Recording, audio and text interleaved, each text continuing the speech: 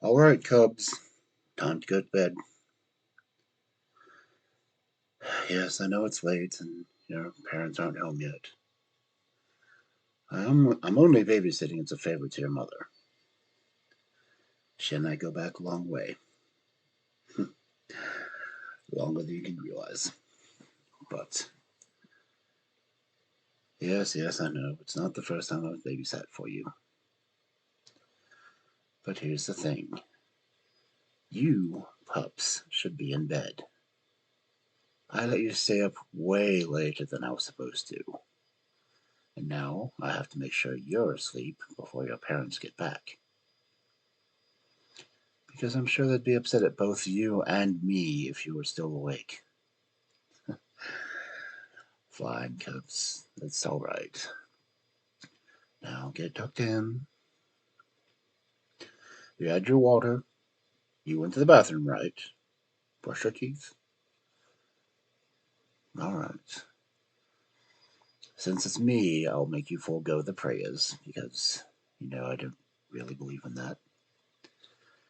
I've been around long enough to know that that doesn't really work very well. But you all should go to sleep. Here, let me turn off the lights. What do you mean that you're not sleepy? You've been awake all day. You've been awake longer than I have been today. Okay, Cubs. I'll relent this time. No, don't say this time like that. All right, I relent quite a lot. Well, if you Cubs weren't so damn adorable. All right. Yes, I'll read you a story. Now, where did your mother keep her books? Oh, you don't want one of her stories? You want one of my stories? Why would you want one of my stories? None of my stories are happy or cheerful. Most of the time, they don't even have a happy ending. Oh, well. You would rather hear those stories straight from the wolf's mouth. I see how it is. Well, now you're just making me think that I have my book on me. What do you mean you know I have my book? Well, in my jacket. Hold on. Cubs, I told you not to use your tricks without me being around. But this time, don't do it in public. We're supposed to be a secret, remember? Right then. So you want me to read from this old leather thing, huh? What story did you want to hear? Oh, there's so many stories in this one. Jacob and Wilhelm took such good dictation. Yes, well, Black Forest was a fun place to live. I'm not going to tell you how old I am, just know that I might have been there. So, which story? The Frog King, 12 Brothers. Fix It Up. You haven't listened to that one for what? The Singing Bone. No, I'm not going to read that one to you. The Godfather. Well, that would be appropriate if I were to read it, but no. Oh, what do we want to read? What do we want to read? Oh, you deserve the little donkey. Maybe the crows. No, I'm not doing the fleshing of flail of from heaven. Lord knows I don't need you kid having nightmares.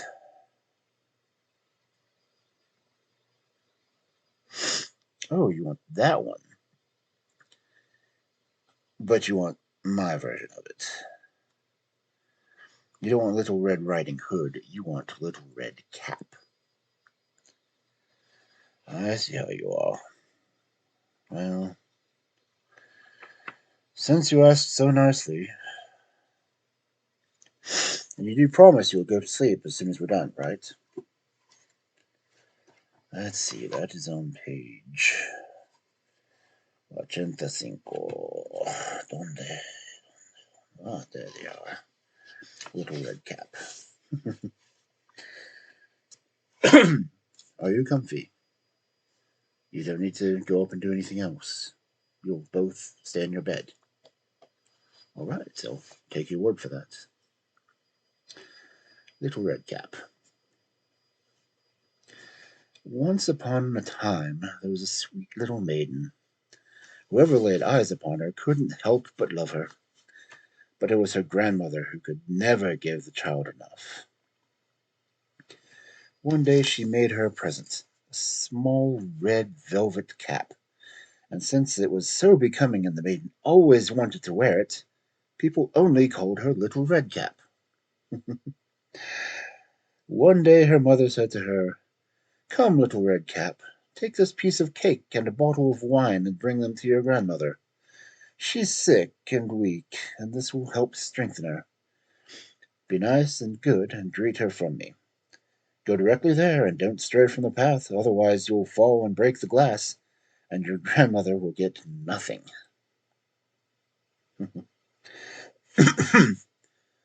Yes, yes, it was wine and cake. It wasn't bread or goodies. You don't eat cake if you're sick. You drink, well, I guess you do eat cake if you're sick, but wine helps a lot. It's very healthy. Yes, that's why I drink a lot of it. Shut up. Go to sleep. Little Red Cap promised to obey her mother.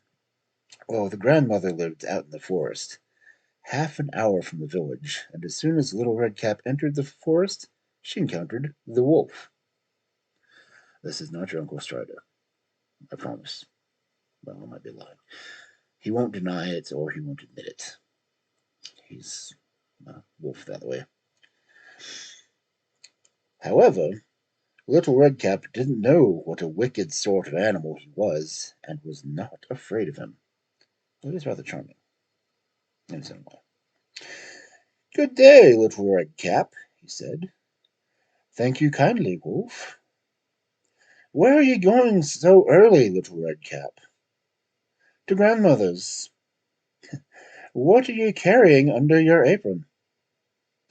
"Cake and wine. My grandmother's sick and weak, and yesterday we baked this cake so it will help her get well." "Where does your grandmother live, Little Red Cap?" "About a quarter of an hour from here in the forest. Her house is under 3 big oak trees. You can tell it by the hazel bushes," said Little Red Cap. Ah, yes. The wolf thought to himself, "What a juicy morsel she'll make for me. Now how am I going to catch her?" Then he said, "Listen, Little Red Cap, haven't you seen the beautiful flowers growing in the forest? Why don't you look around? I believe you haven't even noticed how lovely the birds are singing. You march along as if you're going straight to school in the village, and yet it's so delightful out here in the woods." It is actually quite delightful. Take your kids there one day, as long as you're not wearing a red cap. Little Red Cap looked around and saw that the sun had broken through the trees and the woods were full of beautiful flowers. So she thought to herself, "If I bring grandmother a bunch of flowers, she'd certainly like that. It's still early, and I'll arrive on time." So she plunged into the woods to look for flowers, and each time she plucked one, she thought she saw another even prettier flower and ran after it, going deeper and deeper into the forest. But the wolf went straight to grandmother's house and knocked at the door. "Who's there?" "Little Red Cap. I've brought you some cake and wine. Open up." "Just lift the latch," the grandmother called. "I am too weak and can't get up." Poor Granny. The wolf lifted the latch, and the door sprang open. Then he went straight to the grandmother's bed and gobbled her up. Yes, well, we've evolved a bit since then. Next, he took her clothes and put them on along with her nightcap and lay down in her bed and drew the curtains. Meanwhile, Little Red Cap had been running around looking for flowers, and only when she had as many as she could carry did she continue on the way to her grandmother. She was puzzled when she found the door open, and she entered the room. It seemed so strange inside that she thought, "Oh my God, how frightened I feel today. And usually I like to be at grandmother's." Then she went to the bed and drew back the curtains. There lay her grandmother with her cap pulled down over her face, giving her a strange appearance. Your uncle and drag. "Oh, grandmother, what big ears you have! The better to hear you with." "Oh, grandmother, what big eyes you have! The better to see you with." "Oh, grandmother, what big hands you have!" If I were reading this to a teenager instead of cubs, that would probably go the wrong way. But still. "The better to grab you with." "Oh, grandmother, what a terribly big mouth you have." "The better to eat you with." No sooner did the wolf say that than he jumped out from the bed and gobbled up poor Little Red Cap. After the wolf had had the fat chunks in his body, he lay down in bed again, fell asleep, and began to snore very loudly. He still does. The huntsman, happening to be passing by the house, thought to himself, "The way that old woman's snoring, you'd better see if something's wrong." He went into the room, and when he came to the bed he saw the wolf lying in it. He had been searching for the wolf a long time, and had thought that the beast had certainly eaten the grandmother. "Perhaps she can still be saved," he said to himself. "I won't shoot." And he took some scissors and cut open the wolf's belly. After he made a couple of cuts, he saw the little red cap shining forth, and he made a few more cuts. The girl jumped out and exclaimed, "Oh, how frightened I was! It was so dark in the wolf's body."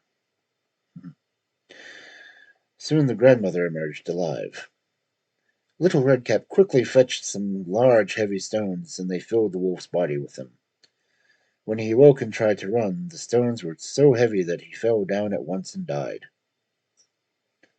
Edited for public view. Soon the grandmother emerged. All three were delighted, except the wolf. The huntsman skinned the fur from the wolf. No, he didn't. The grandmother ate the cake and drank the wine that Little Redcap had brought, and Little Redcap thought to herself, "Never again will you stray from the path by yourself and go into the forest when your mother has forbidden it." Hmm, right. Not quite how it really happened, but editors edit. What is that snoring? Oh, I didn't expect you cubs to fall asleep so easily. Suppose I should leave then. Good night, my cubs. Sweet dreams. Don't snore too loudly or the hunter will find you.